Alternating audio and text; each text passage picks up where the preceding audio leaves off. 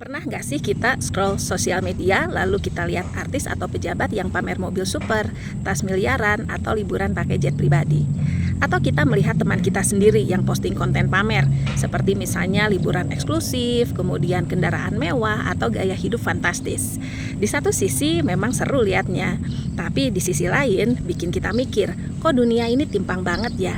Nah, ada salah satu istilah yang sering muncul buat mengkritik hal yang kayak gini, eat the rich. Tapi sebenarnya apa sih maksudnya?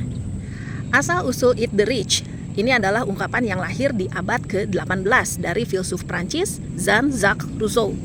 Ia pernah bilang kalau rakyat tidak punya apa-apa lagi untuk dimakan, maka mereka akan memakan orang kaya.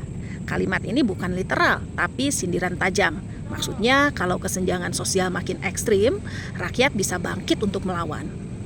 Dan hal itu benar-benar kejadian di revolusi Perancis tahun 1789.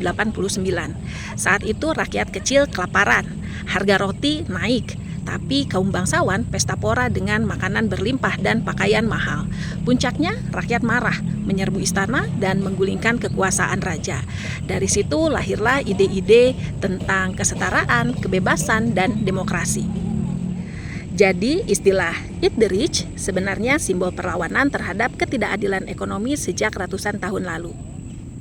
Mari kita fast forward ke era sekarang. Kita memang nggak lagi lihat raja-raja atau bangsawan dengan mahkota emas.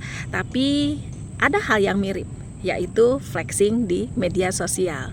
Cukup buka Instagram atau TikTok atau Facebook, kita bisa melihat influencer atau kita bisa melihat teman kita yang memamerkan sesuatu kemewahan. Entahkah itu kendaraan mewah, rumah mewah, atau pesta-pesta glamor, pesta-pesta yang mahal, atau liburan-liburan yang mahal, misalnya liburan-liburan mewah dan sebagainya.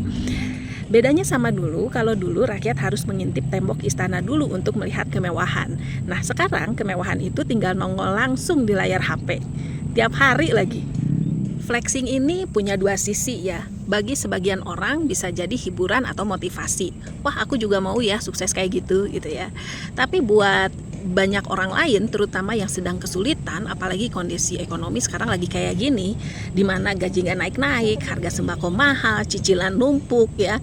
Mungkin ada sebagian orang juga yang sedang mengalami kesulitan, maka konten pamer-pamer ini justru bikin frustasi. Dan disinilah slogan Eat the Rich kembali relevan. Ia muncul sebagai bentuk sindiran dan kritik sosial. Misalnya, miliarder yang belanja kapal pesiar triliunan, sementara masih ada orang yang gak bisa beli beras. Atau influencer yang pamer tas ratusan juta, sementara banyak anak-anak muda sekarang yang masih merintis ya, dan penghasilannya belum besar. Reaksi orang akhirnya muncul dalam bentuk meme, komentar pedas sampai gerakan digital. Eat the rich jadi bahasa generasi internet untuk menyuarakan ketidakpuasan. Kalau kita lihat, pola ini sebenarnya mirip dengan revolusi Perancis. Dulu rakyat lapar, lihat bangsawan pesta, kemudian marah, lalu revolusi. Sekarang rakyat kesulitan ekonomi, lihat yang flexing tiap hari, marah, lalu kritik lewat meme di media sosial. Bedanya perlawanan hari ini lebih digital, lebih satir, tapi esensinya sama.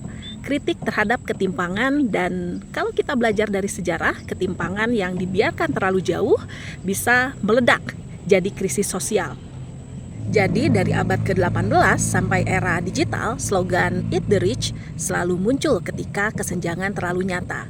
Dulu rakyat menyerbu istana, sekarang kita menyerbu lewat meme di komentar. Pertanyaannya sekarang, di era digital, flexing itu lebih bikin orang termotivasi atau justru mempertegas jurang kaya dan miskin? Dan apakah kita akan belajar dari sejarah atau mengulangi sejarah? Terima kasih telah menyimak video saya sampai detik ini. Semoga wawasan ini bisa memberikan manfaat bagi kehidupan sosial kita.